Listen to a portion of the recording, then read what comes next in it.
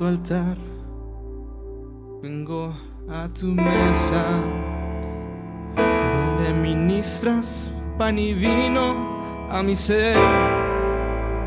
Restauración de mi genética sucede cuando yo bebo la verdad. Fue por el nuevo pacto, comemos en memoria de ti. Hay sanidad, liberación, maná que desde el cielo descendió. Señor, tú aderezas mesas, tu vino hace hoy mi copa rebosar. Estás comida verdadera, estás bebida verdadera a mi ser.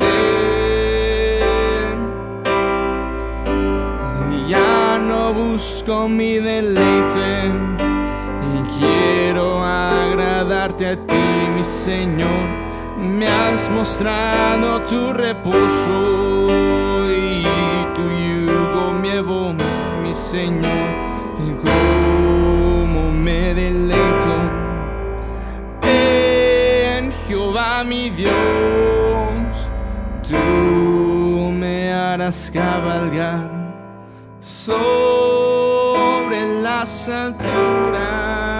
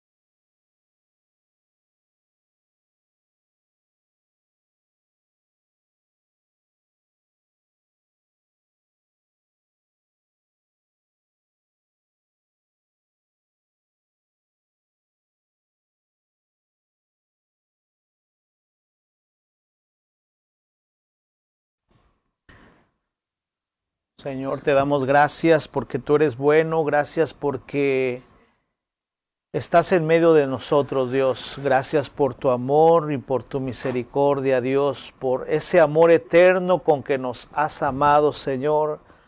Porque cuando antes nadie daba nada por nosotros, Señor, tú lo diste todo, Señor. Diste tu vida, diste tu sangre por amor a nosotros. Pagaste, Señor, lo que nosotros, la culpa, Señor, de nosotros, tú la llevaste ahí en la cruz y nos has hecho libre, nos has dado vida. Y hoy nos deleitamos en ti, nos deleitamos en tu presencia, Señor. Y hoy, Señor, que nos vamos a sentar, vamos a participar de la mesa, vamos a recordar el pacto. Yo te ruego que tú, Señor, en tu misericordia nos hables con tu palabra, Señor. Nos pongas, Señor, un espíritu de revelación en nosotros, de entendimiento de tu palabra, y sean abiertos nuestros ojos para entender que hay más allá de la letra, Señor. Que fluya vida, Señor, a través de tu palabra en nosotros, restauración, sanidad, Señor. En el nombre de Jesús te lo pedimos, Padre. Y hoy queremos rogarte, Señor, por la vida del hermano David Palma, Señor, y de la hermana Zoila, Señor. Te rogamos que tú en tu misericordia pongas tu mano de sanidad, Señor, en nuestro hermano, Señor, en nuestra hermana, Padre. Pon tu mano, envía tu palabra, Señor, porque tú tienes el poder para hacerlo. Nosotros te lo rogamos, te lo suplicamos en el nombre de Jesús, y a ti daremos todo honor y toda gloria. Bendecimos, Señor, a nuestros hermanos, Padre, ahí en ese hospital donde está nuestro hermano, Señor. Bendecimos su vida y sea fortalecida su vida, Padre. Te lo pedimos, te lo rogamos en el nombre de Jesús. Amén, amén y amén. Dios es bueno, amén. Dios es bueno. Mire esta mesita que pusimos aquí en el desierto. Cuando Israel iba caminando, el Señor les ponía mesa, amén. Tal vez no una mesa así, no con velas y todo, no, pero a lo mejor fue una mejor mesa, ¿no? Porque el Señor siempre fue su proveedor, nunca los dejó, nunca los abandonó. E incluso, mire, ¿sabe qué dice la Biblia? Que como el tiempo que caminaron, nunca se tuvieron que preocupar por sus zapatos, por sus sandalias, de que ya estaban gastadas, que la suela de tanto caminar ya se le había hecho hoyo, no. Ellos no se preocupaban por ver su pantalón o su túnica, lo que llevaban, sino que el Señor, les renovaba, el Señor les guardó hasta la ropa, fíjese, hasta todo eso, porque fíjese que dijo nuestro Señor que si Él cuida de las aves, va a cuidar también de nosotros. ¿Sí se acuerda de esa parte? ¿Y por qué les dijo nuestro Señor eso?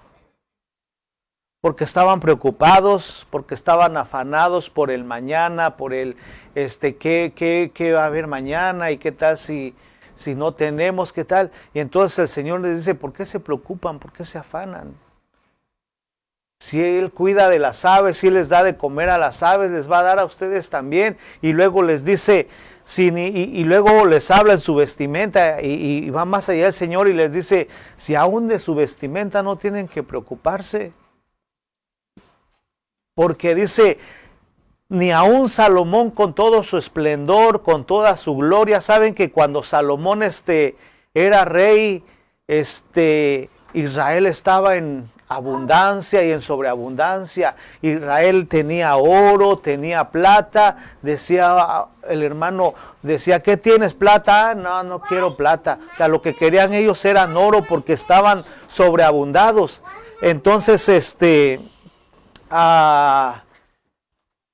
el Señor le dice, el Señor les habla a sus discípulos y les dice, si Salomón con todo su esplendor no se vistió como estos lirios del campo, como estas flores, entonces ¿por qué se preocupan ustedes por su vestimenta? ¿Qué van a vestir? ¿Qué van a comer? Si el Señor tiene cuidado de nosotros, amén. El Señor pone una mesa siempre y va a poner una mesa siempre, porque Él lo prometió, Él es nuestra provisión, amén. No nos va a faltar nada. ¿Cuántos pueden decir, nada me faltará? Nada me faltará. Vamos a creer que nada nos va a faltar, e incluso hasta, como les decía ese día, a veces hasta ni los problemas nos van a hacer falta. Porque es parte de nuestra formación, es parte de que tenemos que, tal vez de repente, nos está pasando alguna situación difícil, pero ¿cómo no saber que el Señor nos está moldeando? Que el Señor nos está dando forma. como decía yo, antes era muy impaciente y todavía estoy trabajando con eso y me manda 3 muchachos a trabajar conmigo que me sacaban canas verdes. Y decía yo, le pedí al Señor paciencia y me los mandó a ustedes, les decía yo. O sea, yo los quiero mucho a estos muchachos, ¿no? Pero a veces así es como trabaja el Señor. Entonces, si el Señor es nuestro pastor, nada nos va a faltar, amén. Nada nos va a faltar. Y fíjese lo que dice este Salmo 23:5. Tú preparas mesa delante de mí en presencia de mis enemigos. Otra versión dice de mis angustiadores. ¿Qué nos produce angustia? ¿O qué nos podría producir angustia? Enfermedades,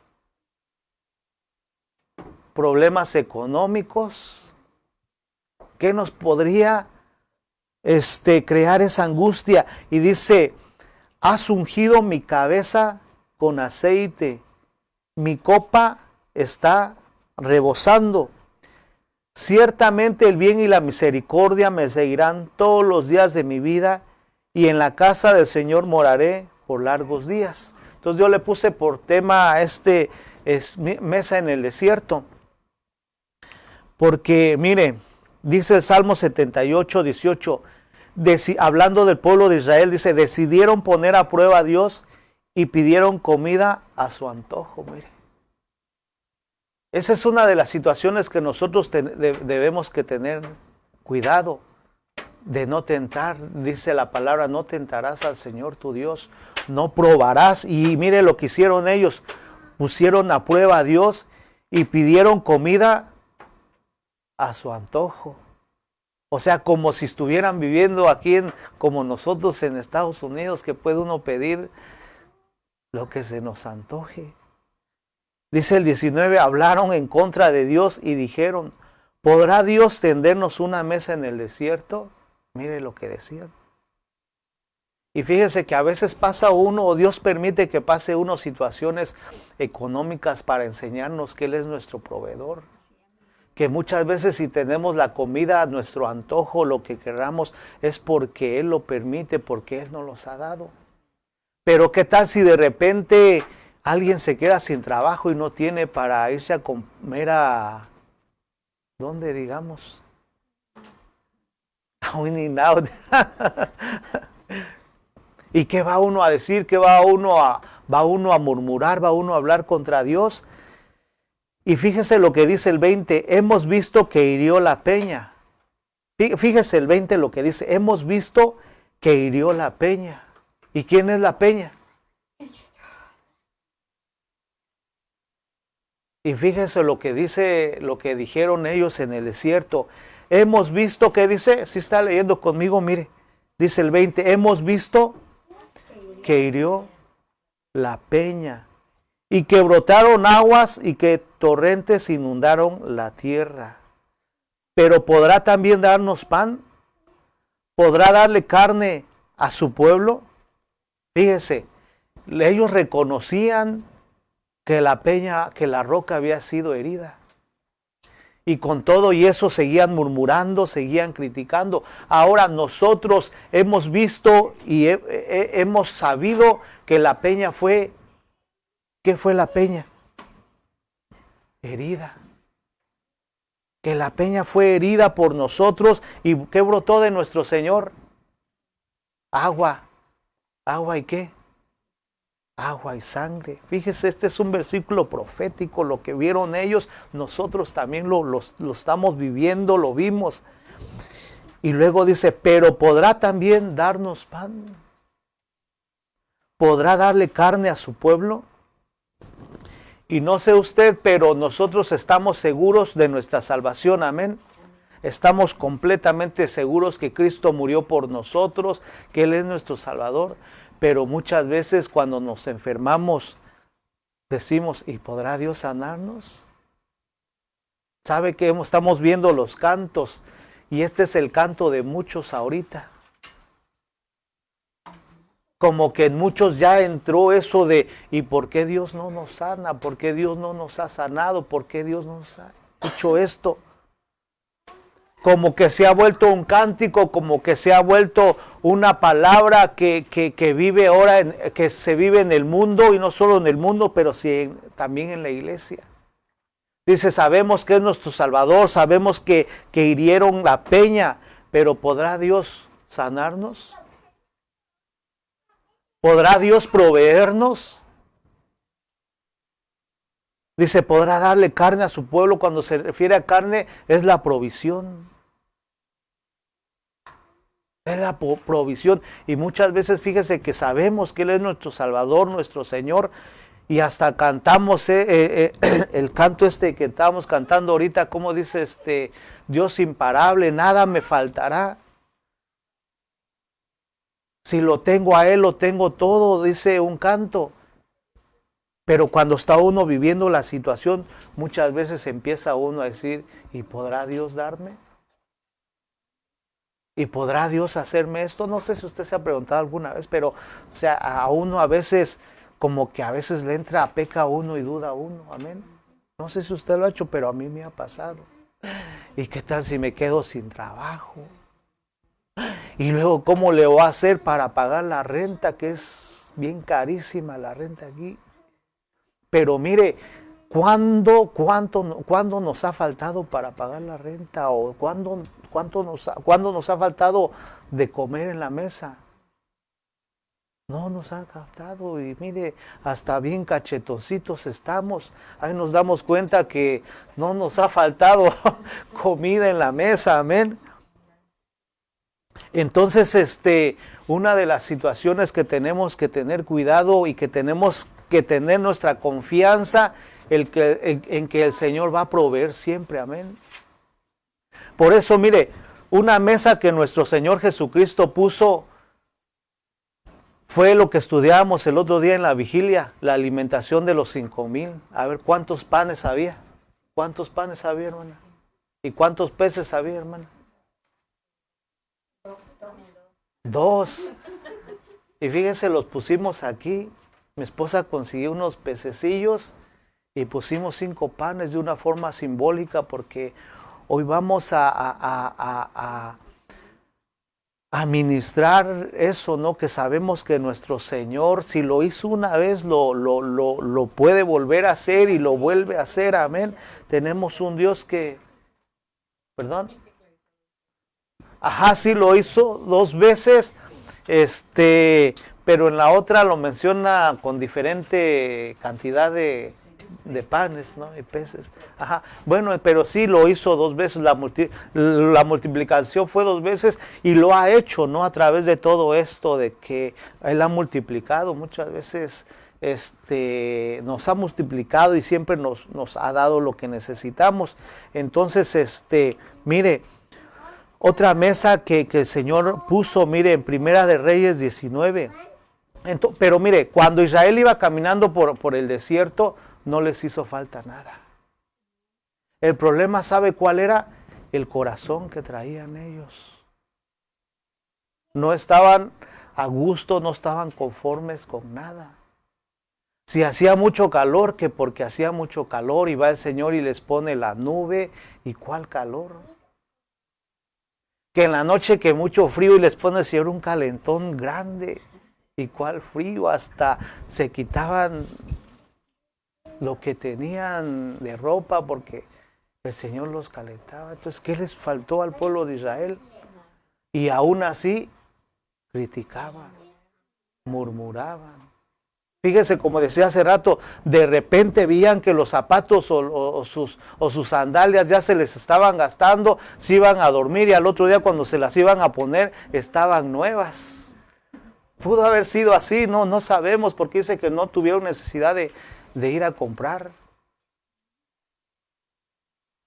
A lo mejor te ponían su ropa así ya gastada, que decían, esta ya se le va a hacer, y al otro día cuando se levantaban estaba nueva la ropa otra vez. Y eso también lo tremendo, la ropa iba creciendo. Porque como el Señor les daba de comer bien, también iba creciendo para los lados, igual que nosotros. Entonces, mire, El Señor así es fiel, amén. El Señor es fiel cuando nosotros le buscamos, cuando nosotros nos acercamos y nos sentamos a la mesa. Fíjese que Él siempre va a ser nuestro proveedor, amén. Y fíjese lo que dice Primera de Reyes 19:1. Cuando Acab le contó a Jezabel todo lo que Elías había hecho y cómo había degollado a los profetas de Baal, Jezabel mandó un mensajero a Elías que le dijera: que los dioses me castiguen, y más aún, si mañana a esta misma hora no te he cortado la cabeza como lo hiciste tú con los profetas de Baal. Al verse en peligro, Elías huyó para ponerse a salvo. Se fue a Beerseba en la región de Judá y ahí dejó a su criado. Se internó en el desierto después de caminar todo el día. Se sentó a descansar debajo de un enebro con deseos de ¿qué? De morirse. Exclamó: Señor, ya no puedo más, quítame la vida, pues yo no soy mejor que mis antepasados o que mis padres. Mire, como todos ya sabemos lo que había pasado con Elías, amén, que habían ido al monte Carmelo, a la hora novena él había ofrecido un sacrificio donde Dios descendió, le agradó la ofrenda y mató a todos los profetas de Baal y a quienes otros ella mató, y a Aserá, de Aserá. Entonces fíjese, va Elías y hace eso tan grande con el pueblo de Israel, y cuando Jezabel se entera de lo que había hecho Elías, le manda un mensajero y lo amenaza de muerte. Y Elías, que había hecho una gran matazón, dice que tuvo miedo. Tuvo miedo Elías, el profeta de Dios, mire, y sale huyendo. Sale huyendo. Y mire lo que dice el versículo 4, se internó en el desierto, se fue al desierto, fíjese. Y después de caminar todo un día se sentó a descansar bajo un enebro con deseos de morirse. Exclamó: Señor, ya no puedo más, quítame la vida, pues no soy mejor que mis antepasados o que mis padres. ¿Y sabe qué habían sido los padres de Elías? ¿Alguien sabe qué eran los padres de Elías? ¿O por qué él exclamó: no soy mejor que mis padres? Habían sido profetas también. Los antepasados de Elías habían sido profetas. Y Elías salió huyendo y él se sintió que había fallado al Señor. Él se sintió que había sido un cobarde. Él se sintió que se había salido de la voluntad de Dios. Él se sintió que estaba pecando, que estaba fallando contra Dios. Él miró, echó para atrás, mire, a sus antepasados. Y fíjense que sus antepasados de Elías habían buscado a Dios, eran profetas del Señor. Y dice: yo no soy mejor que mis padres, pero ahora, ¿qué pasaría con nosotros? De repente nosotros entramos en una situación de depresión, una situación donde empezamos a caminar por un desierto. Y si echamos una miradita a nuestros antepasados, a nuestros padres, ¿podríamos decir lo mismo que Elías? Sí, podríamos decir lo mismo que Elías. ¿Quién podría decir lo mismo que Elías? No soy mejor que mis padres o que mis antepasados. ¿Sabe que nosotros no venimos con esa bendición? Porque nuestros padres, mire, yo no sé usted, pero en cierta ocasión, cuando yo estaba niño y estaba yo enfermo, no me acuerdo de qué, medio me acuerdo de la situación que estaba yo en el hospital, me había llevado mi mamá, pero el asunto fue que alguien le habló a mi mamá que me llevara con una curandera. Y mi mamá, ya en su desesperación, les digo, yo tengo una idea vaga. Y me llevaron con esa curandera a saber qué tanto me hizo esta señora que el Señor ya me limpió, ya me libró. Pero esos eran mis antepasados, fíjese, esos eran mis padres. Mis abuelos fueron idólatras. El papá de mi mamá, mire, aquí en confianza se lo voy a decir, pero era un matón a sueldo. Estoy hablando de años. Yo no puedo decir igual que Elías, soy mejor, que mis padres fueron mejor que yo. Ahora nosotros, por la gracia de Dios, nosotros somos una nueva generación en Dios.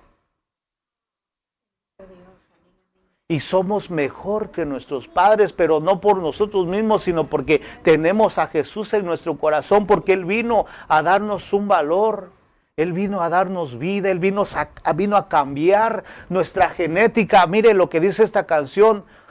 Esta es comida, mire esta canto que cantamos hoy, dice, esta es comida verdadera.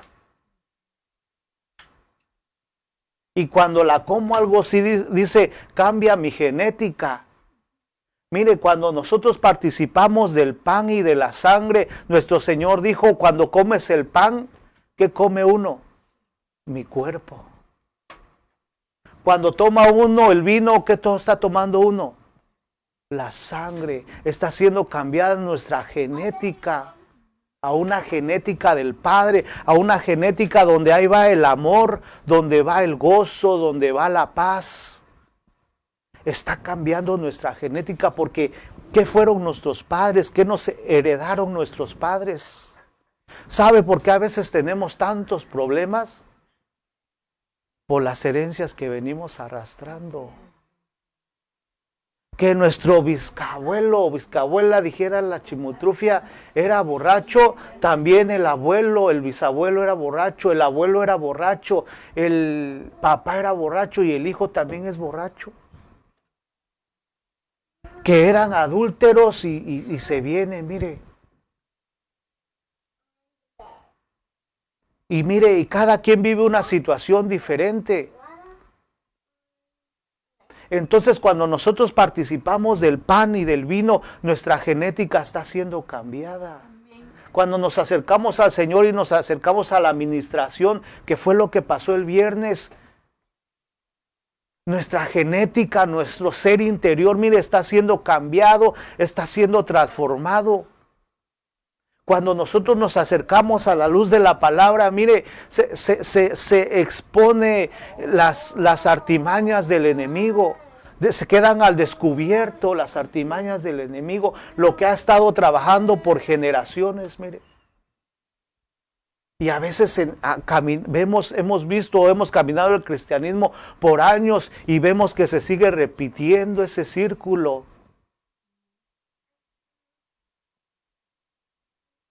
Digamos, si el padre fue fornicario, los abuelos, y se sigue, viene uno a Cristo y fíjese que se sigue repitiendo eso. ¿Por qué? Porque eso es la genética, eso es lo que trae uno, eso es lo que viene uno arrastrando. Hay quienes dicen, cuando yo acepté a Cristo, al Señor, todo eso cambió, todo eso, pero mire, lo hemos visto en la realidad. Mire, cuando uno acepta al Señor, ¿sabe qué pasa? El Señor nos da vida.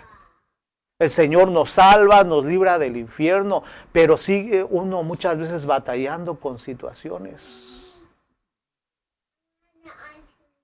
Si el papá era enojón, fíjese, y los hijos también salen enojones, y los nietos también van a salir enojones. Hasta que entiende uno, hasta que viene uno a la administración, viene uno a la palabra, y empieza uno a cortar con todas esas situaciones. Porque mire, tenemos un evangelio tan poderoso, tenemos una palabra que a veces ni la entendemos porque no la leemos. A veces dice uno, oh, yo no entiendo la palabra, ¿y qué tanto la lee uno? A veces vive uno mal, ¿sabe por qué? Porque no leemos la palabra. A veces dice uno, yo estoy lleno del Espíritu Santo. ¿Y qué tanto? Mire, una medida para ver que está uno lleno del Espíritu Santo, ¿sabe qué es? Que el Espíritu Santo nos va a guiar a orar y a leer la palabra.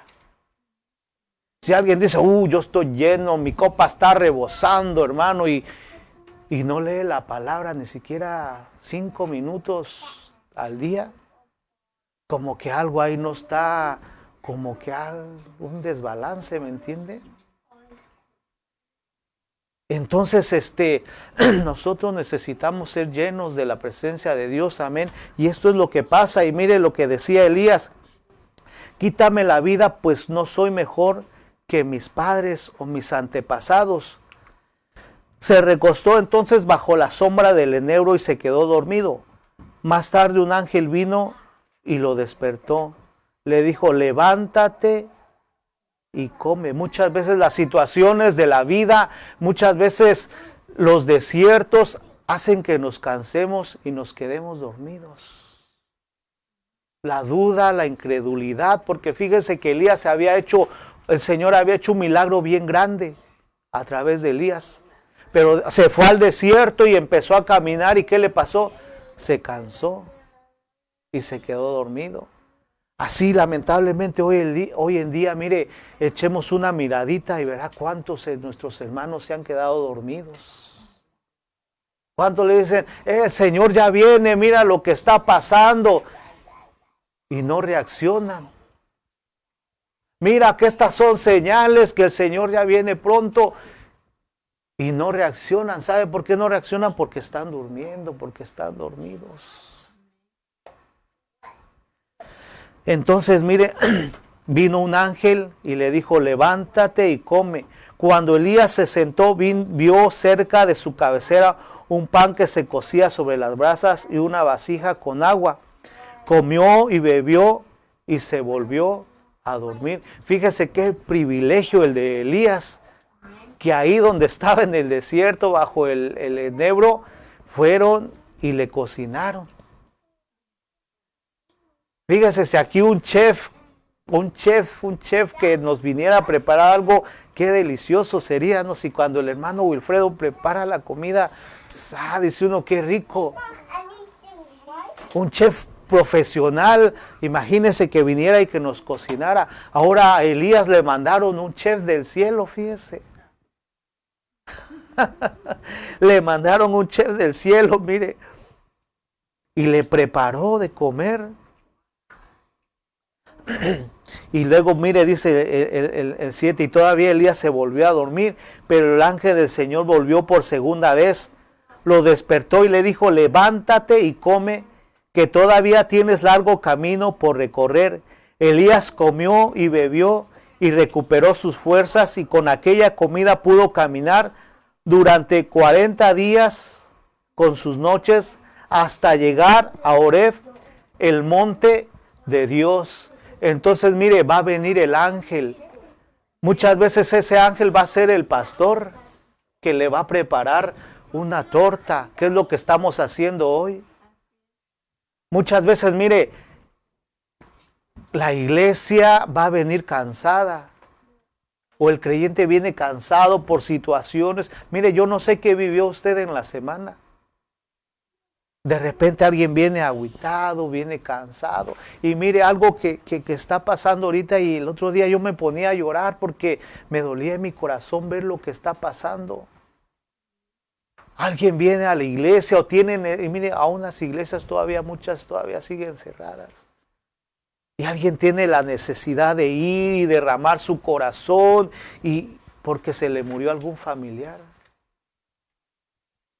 Como hemos visto.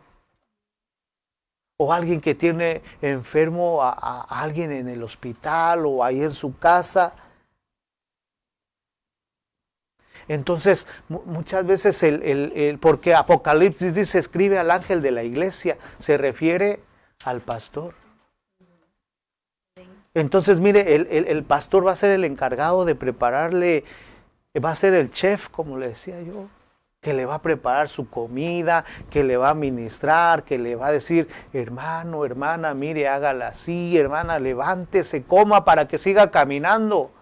El Señor es su proveedor, el Señor es su sanador, el Señor es su restaurador. Y mire, uno agarra fuerzas porque es la palabra del Señor. Pero muchas veces pasa lo que Elías, venimos que el Señor nos va a proveer y que salimos fortalecidos y nos vamos. Muchas veces se vuelve uno a dormir.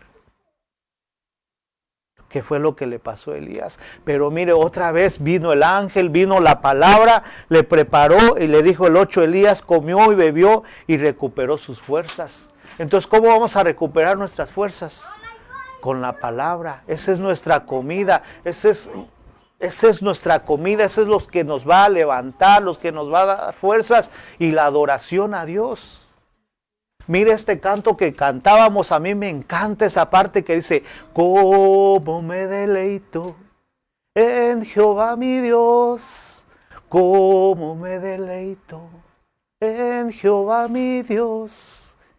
Y luego dice, viene el día en que yo volaré y mis alas yo levantaré. Viene el día en que yo volaré y te veré tal como eres. Mire, cuando nosotros vengamos y mire, cantemos con esa pasión, con esa emoción, mire, esa es una invitación, no es una imposición, nunca se debe imponer nada, pero cuando nosotros cantemos, hagámoslo con esa pasión, mire, como que de verdad amamos al Señor, como que cuando cantemos ese canto, lo hagamos con esa pasión.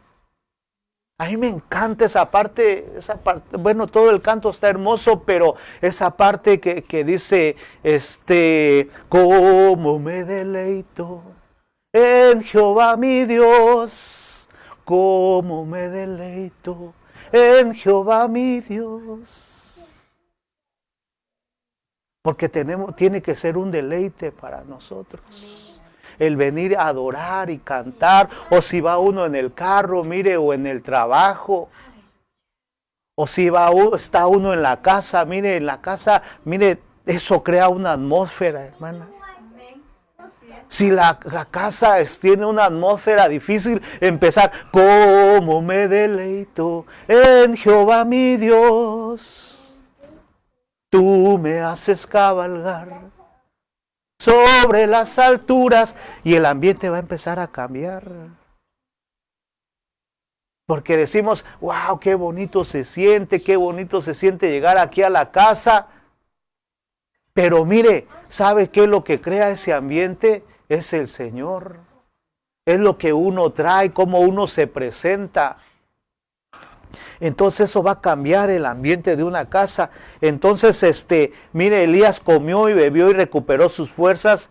Con aquella comida pudo caminar durante 40 días en sus noches. Por eso es la importancia de estar en la palabra. La importancia de escuchar la palabra, porque eso nos va a hacer correr, nos va a hacer caminar hasta llegar al monte de Dios, que es lo que nosotros necesitamos y anhelamos. Y mire otra vez a 1 Samuel 16:11, y le preguntó, ¿estos son todos tus hijos? ¿De quién está hablando aquí? A ver, de Samuel y David. Samuel está preguntándole a Jesse. Jesse respondió, falta uno que es el menor. Fíjese aquí, quiero pararme un ratito. El Señor le dice a Samuel, esto ya lo sabemos, pero mire, el Señor le dice a Samuel, ¿sabes qué? Yo ya abandoné a Saúl. Vas a ir a ungir a un nuevo rey y yo te voy a decir cuál es. Ve allá a la casa de Jesse. Y se va Samuel a la casa de Jesse y los llama, les dice, vamos a hacer una ofrenda, vamos a hacer un sacrificio, tráete a tus hijos. Y fíjese, eso es lo que decía yo. Nosotros cuando presentemos nuestra ofrenda o nuestro servicio, no tenemos que venir solos. Tenemos que incluir a nuestros hijos. Decir, oh, es que mi hijo no quiere, es que está adolescente. Mire, a mis hijos les gusta el servir, les gusta estar aquí, porque mire, desde niños les enseñamos la importancia del adorar, del servir a Dios, y siempre los incluíamos. Cuando vayamos a hacer una ofrenda, cuando vayamos a escuchar la palabra, cuando vayamos a hacer algo para Dios, incluir a nuestros hijos, como lo hacen cuando se va a dormir. Y algo que mi esposa hacía cuando estaban chiquitos, Cuando se iban a dormir se ponía Papito Jesús y repite conmigo y en paz me acostaré y tú eres mi guardador. ¿Y sabe qué? Crecieron con eso. Y pregúntele si ya se les olvidó, no. Porque son cosas que se quedan dentro, en el corazón, en el alma. Cuando ellos crezcan, mire, cuando esos niños crezcan, van a recordar cuando mi mamá nos hablaba, cuando mi mamá nos cantaba y les ministraba el alma, el corazón. Porque fíjese, cuando no, mire, cuando uno no tiene el Señor y está uno niño, viene uno de familias disfuncionales. Y no hay papá o no hay mamá para cantarle a uno, duerma, por lo menos duérmase mi niño, duérmase mi niño. Mucho menos cantarle, el Señor es mi pastor. Mire, y crece uno en la soledad, crece uno en la inseguridad, crece uno mal. Por eso hay tantas cosas cuando está uno de grande y tantos problemas que tiene uno cuando está uno grande. Pero cuando uno, mire, involucra a uno a nuestros hijos, ellos van a crecer con esa seguridad, con esa firmeza. Y mire, le dice, Jesse respondió, le dice, ¿estos son todos tus hijos? O sea, le estaba diciendo, ¿sabes qué? Necesitas traer a toda tu familia. Necesitan estar todos. Y Jesse le respondió, falta uno, que es el menor, pero él anda cuidando las ovejas. Fíjese lo que le dice Jesse, falta uno. Ah, pero es el menor. Tú no te preocupes. Y como decía alguien, ya me descubrió el profeta, que me echó una canita al aire y salió el David. Porque fíjese que dice el Salmo 51, creo es, en pecado me concibió mi madre. En pecado me concibió mi madre, en iniquidad, ¿qué dice? Fui formado. O sea, fíjese cómo nació David. Entonces ha de haber dicho Jesse, ya me descubrió el profeta. Él es el hijo de mi vergüenza, por eso lo tengo escondido, lo tengo allá. Y fíjese, pero fíjese lo que dice, cómo es Dios.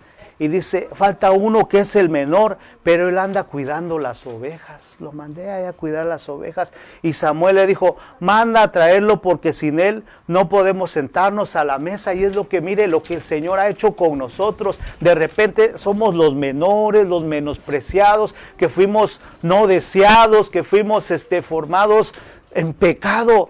Pero el Señor tuvo misericordia de nosotros. Dice, no nos vamos a sentar si no está Víctor a la mesa. No nos vamos a sentar si no está Diana, si no estamos todos. Ponga su nombre ahí.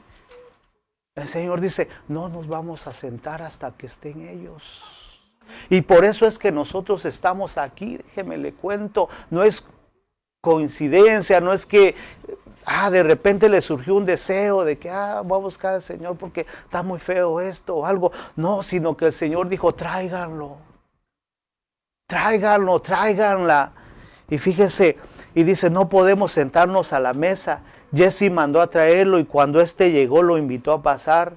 Era un jovencito, mire, y hasta eso se parecía a nosotros.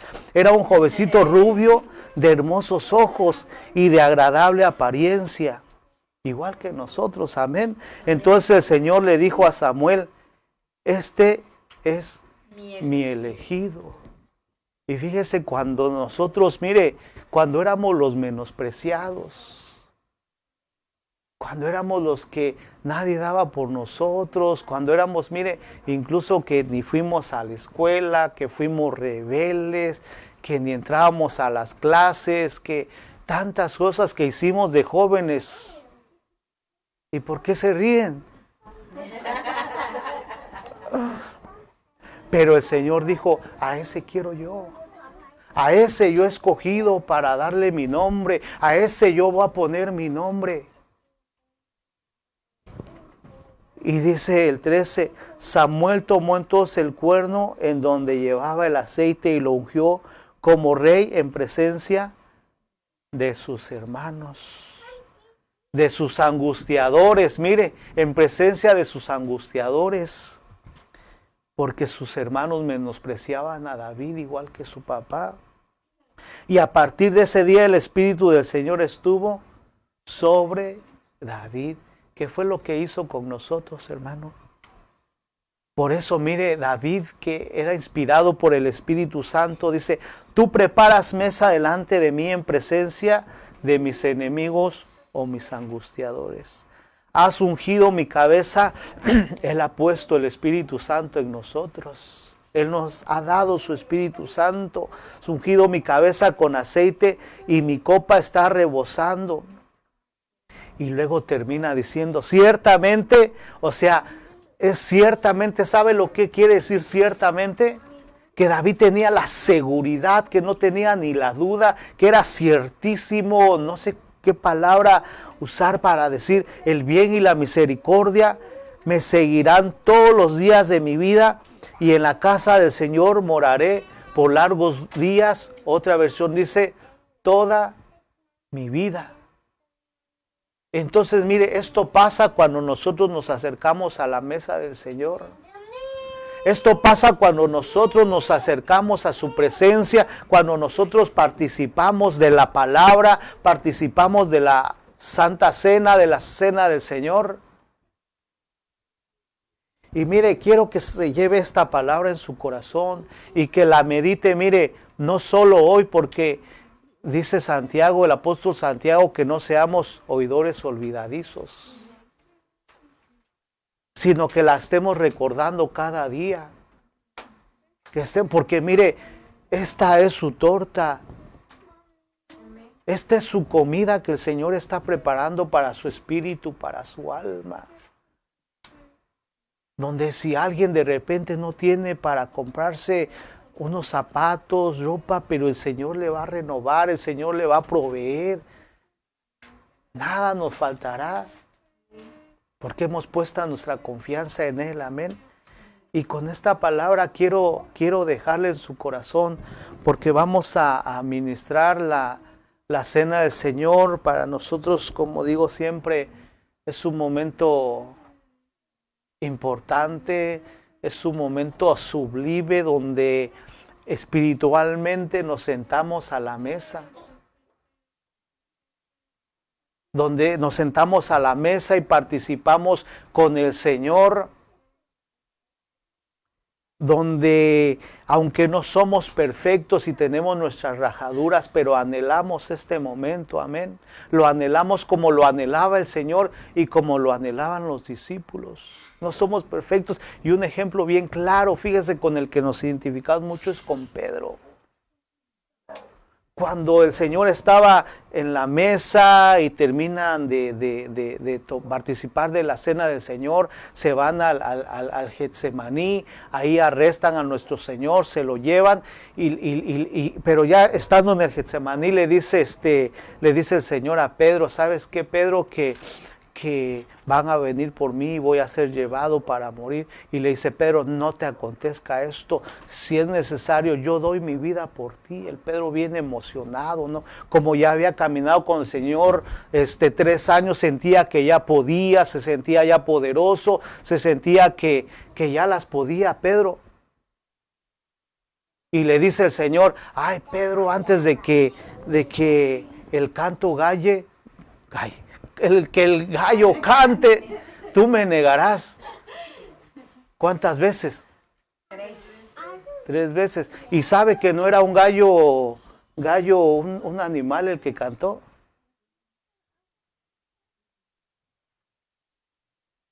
Las vigilias en el tiempo de Jesús estaban divididas en 4. Era de 6 a 9, era la vigilia de la noche. De 9 a 12, la vigilia del mediodía. De 12 a 3, la vigilia para amanecer. Y de 3 a 6, cuando ya iba a entrar la mañana. Y en las vigilias las anunciaba alguien con su trompeta. Y cada que terminaba una vigilia y empezaba otra, sonaba esa trompeta. Entonces esos le llamaban al canto del gallo. cuando anunciaban. Y cuando pasaban esos, se cambiaban de turno los sacerdotes en el templo. Esa era la anunciación cuando se cambiaban. Entonces, porque hemos pensado que el gallo empezaba kikiriki y que el Pedro había negado al Señor, pero no. No fue así. Entonces, mire, Pedro con todas sus debilidades, con todo y lo que tenía y le era necesario esto a Pedro, fíjese. Le era necesario para que Pedro pudiera entender que no era el poderoso que él pensaba. Que no era el que porque ya había caminado con el Señor y había hecho milagros, porque ya había hecho milagros Pedro. Que decía, ay, no. Sino con esto le demostraron a Pedro que seguía siendo humano y que necesitaba buscar más del Señor, que necesitaba buscar de Dios.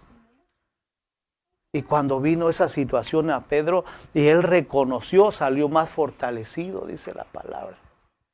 Y fue a fortalecer a sus hermanos. Entonces, con esto quiero dejarles con esto y quiero que por un momento escudriñemos nuestro corazón, que por un momento pensemos, hablemos a nuestra alma y meditemos.